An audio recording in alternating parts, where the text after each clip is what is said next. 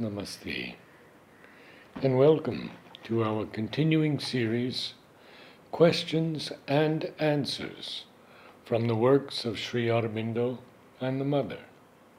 Today, Joy, Part 5, from the Mother. I believe there is no need for any explanations. It is quite clear. Unless you have some questions. Yes, to a child. Very well, ask your question, the child. Here it is written, transform enjoying into an even and objectless ecstasy. Yes, this means that it has no cause. Usually one feels pleasure or joy or enjoyment due to this thing or due to that. From the most material things to things psychological or even mental. For example, to take a mental thing, you read a sentence which gives you a great joy, for it brings you a light, a new understanding. So that joy is a joy which has an object. It is because you read that sentence that you feel this joy. If you had not read the sentence, you would not have felt the joy. In the same way, when you hear beautiful music, or when you see a beautiful picture, or a beautiful landscape, that brings you joy. Without these things, you would not have felt that joy. It is these which brought you the joy. It is a joy which has an object, which has a cause.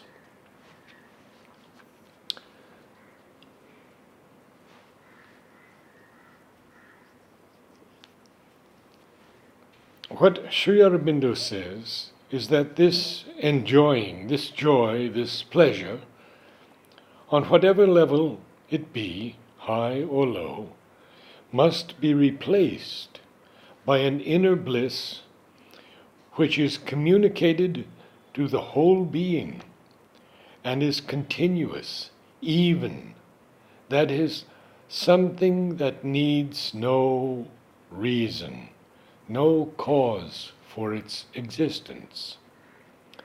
The cause is the contact with the divine bliss, which is everywhere and in all things.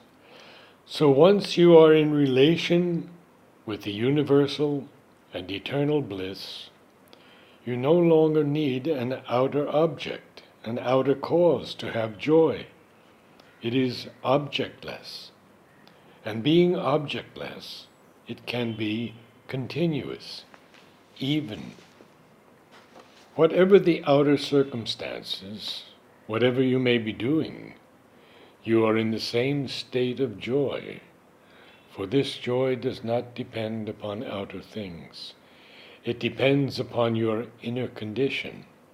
You have found the source of joy in yourself, that is, the divine presence, communion with the divine. And having found this source of joy in yourself, you need nothing else, nothing whatsoever, to have this joy.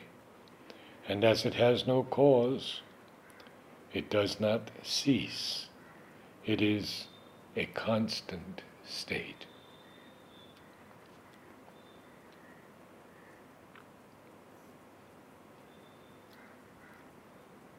Disciple, child, my sweet mother, for 3 days I have been feeling sad in the evening. This morning I felt sad too. I don't know exactly why it comes.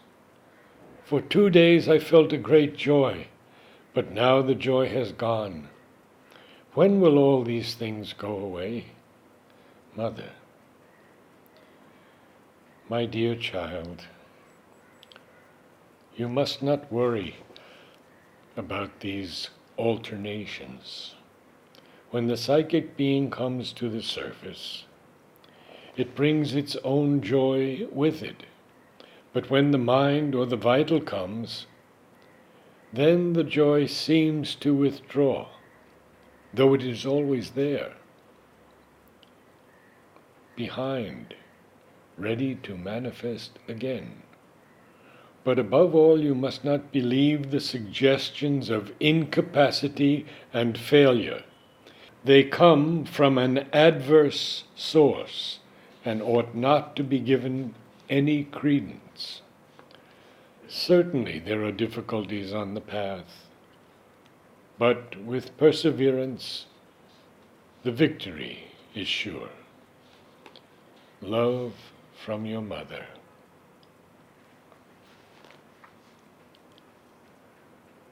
The first thing one learns on the way is that the joy of giving is far greater than the joy of taking. Then gradually one learns that to forget oneself is the source of immutable peace. Later on, in this self-forgetfulness, one finds the divine, and that is the source of an ever-increasing bliss.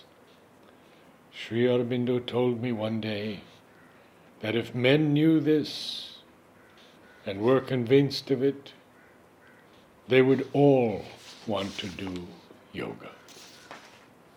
Namaste.